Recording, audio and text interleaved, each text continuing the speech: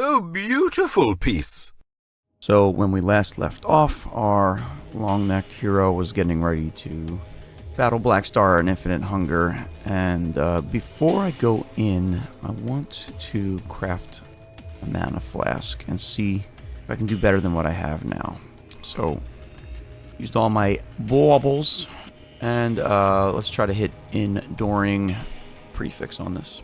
Alright, we've hit the prefix. I don't know if 710 mana over 7 seconds is going to matter. Maybe it is good. Maybe it is a nice like padding to the mana regeneration that I already have. Let's find out.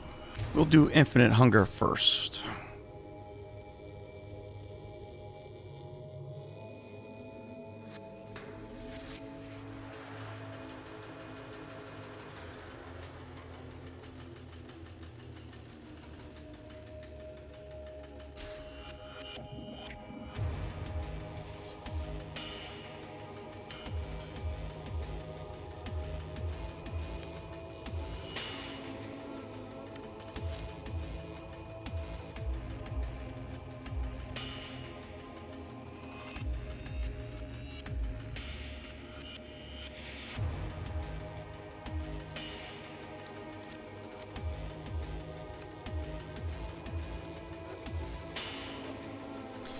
That's bullshit. I clicked on the portal several times.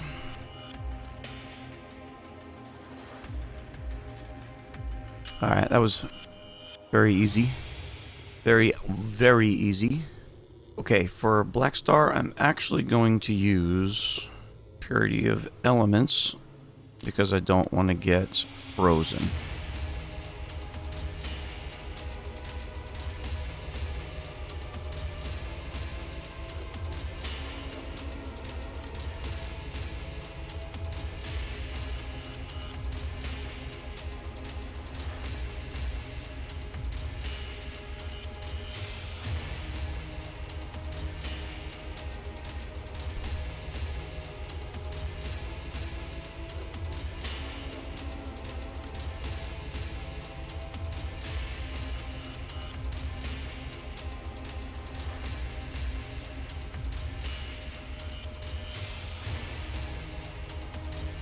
Again, really, really, really easy. Can face tank everything. Mana Flask really didn't seem to do much for me, so I think for mapping I'm going to replace it with an Onslaught Flask. I can tell I am enjoying the Onslaught Flask for mapping. It's pretty tight.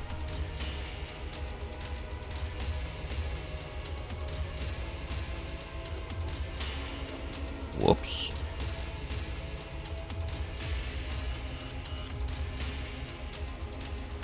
One thing I'm going to do, I noticed that I forgot to grab some of these +1 nodes. I don't think I want to go through all the trouble of going through here. I think I just want to at least get these two. Alright, I did 2 quick maps. Just a little extra +1 chance as I go into tiers 13 through 16 maps. Every little bit will help. One thing I should note is that the build is pretty tanky. I've only died 5 times on this run, and one of them was kind of a bullshit death there, back there at Infinite Hunger. I don't know, take that for what you will. Really starting to see the increased life modifier being an issue.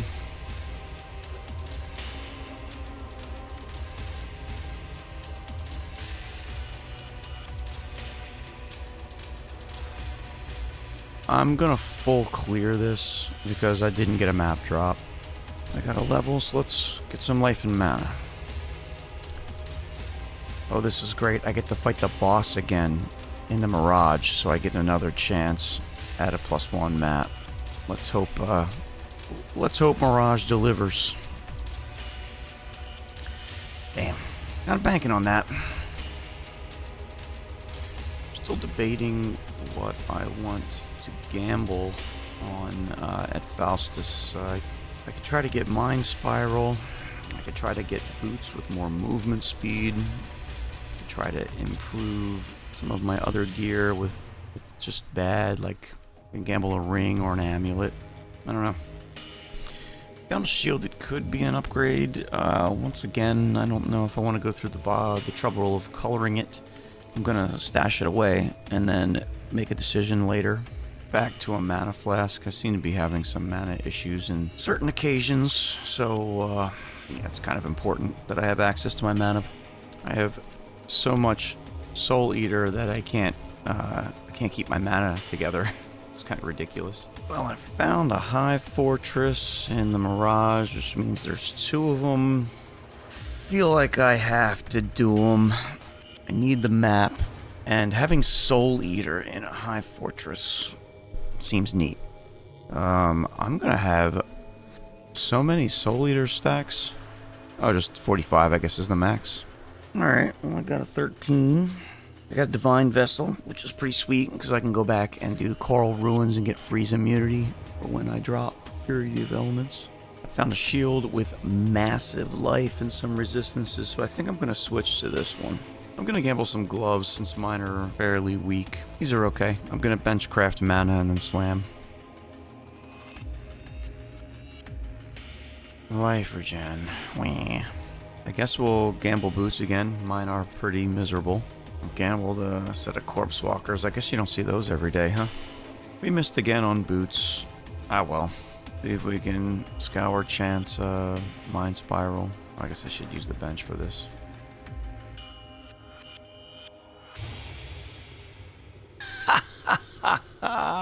What does this mean?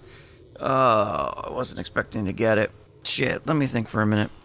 This helmet takes me up to 4,500 mana, but a fucking staggering 2,300 energy shield when I take it off. Look at that. It's pretty beefy. I have to use this thing. I put some Eldritch Implicits on these gloves since I was going to keep them, and I hit lightning damage leeches life, so that's not bad. I'm going to be leeching life and leeching energy shield, and then recouping damages mana. There's just going to be, just kind of adds to the layers of recovery. I like where this is going. See what kind of bullshit he's got going on. Woo!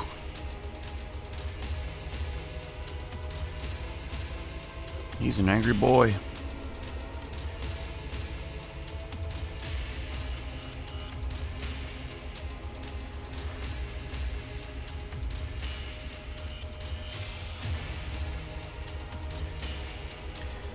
These boots do not seem to want to leave me, so let's put a little orb on it. I found a scepter with a bunch of flat lightning dispels. It has less mana, it doesn't have the cast speed, but the implicit is better for me. I'm gonna find out here if it's an upgrade. We go from 112 with the frenzy charge to 105. I can't fucking tell. 112, 105. The canyon boss with multi-proj might be a problem. One thing that is nice about this map is that it has 2 bosses, so I have an increased chance of getting my tier 16.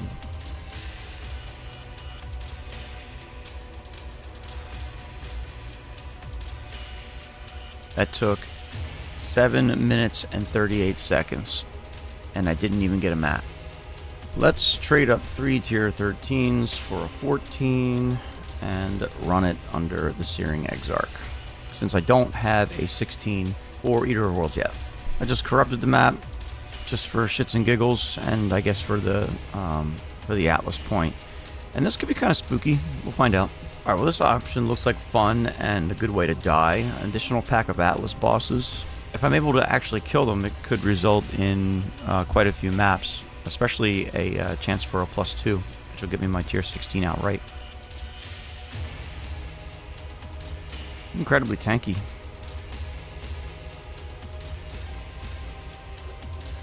It would have been nice if they dropped some fucking maps. Maybe the Mirage is not affected by your Atlas. That's about the only thing I can think of why I killed 3 Atlas bosses and didn't get even a single map. There we go.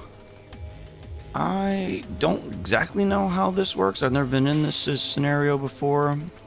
I think once I kill the map boss, I'll get the completion and the quest item, the invitation for the fight. And then I have the option of going to kill Drox, which I'll probably just skip. Let's find out for science.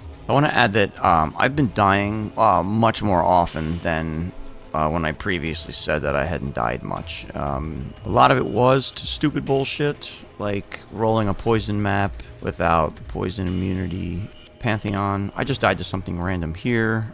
From the looks of it, it might have been chaos damage. I died once to stun. I got stun locked when I turned off Brine King Pantheon. There's a nice tier 15, but I have been dying. Also, I accidentally input it as a dungeon and not a natural tier 16, so that's kind of awkward as well. That's the one thing I do not like about this system. I see what I died to. I died to extra fizz. You gotta pay more attention to what you're doing when you put your maps in the map device. Otherwise, you'll just run the same map twice. And most of the time, that's what you want to be doing in the end game, I guess. But in this instance, it's not helpful. Okay, I did not get a quest item, which is annoying, but I did get a tier 16 map, so I wonder what's up with that. Okay, I see what I did. I forgot to switch it over to Eater of Worlds Influence, and so what it did was, because I was under Searing Exarch, it just counted it as the tier 15 map for the chain, so that's awkward, but lesson learned. Before I go and do this tier 16, I'm gonna 3-to-1 a bunch of scarabs and see what we get. Okay, so after all that, we are left with a domination scarab, another domination scarab for some shrines, some strong boxes, apparition shrines, magic pack size, and most importantly, 2 cartography scarabs, which I will use on these remaining tier 16 maps. One thing I want to do real quick is drop a couple. I have these torment essences that add flat damage to spells. I want to gamble a high wand base and see if maybe I can get lucky. Alright, let's see what we got.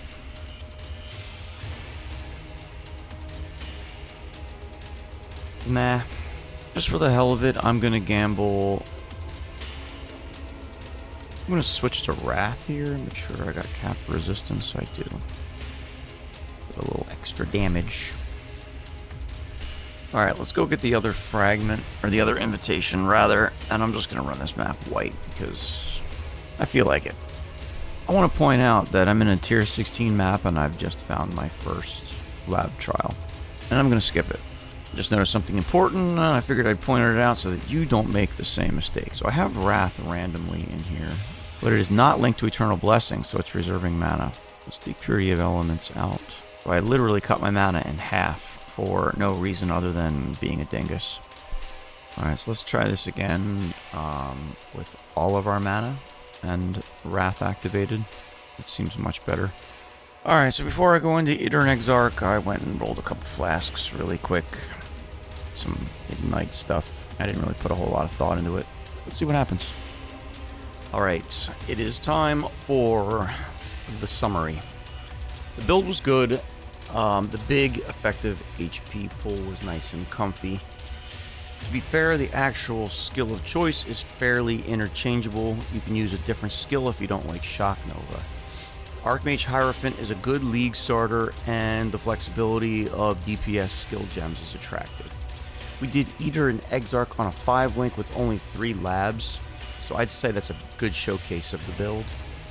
One thing I didn't remember until I was done the run was that there's a trick to getting max DPS by positioning properly.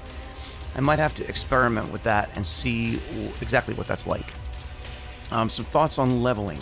Garotha's guide mentions using 2 wands, but I don't think that's necessary. I had more than enough damage, and not having shield charge made leveling take like 9 hours. I feel like the RNG balanced itself out during the run.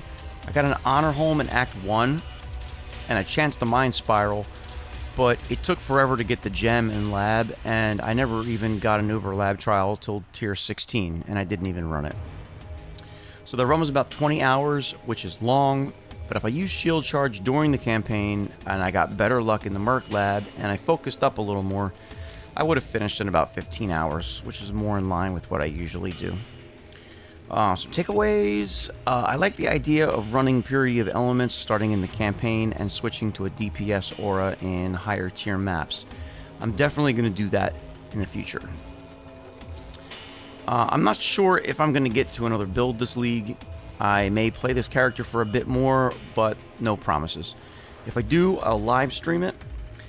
I know a lot of PoE players also play Magic the Gathering, so if anyone wants to see a draft with the new Secrets of Strixhaven set, I could be talked into recording one and editing it down. Just let me know what you think. So, thanks for watching. A special thanks to the bros that watch and comment regularly. I appreciate you. Take care.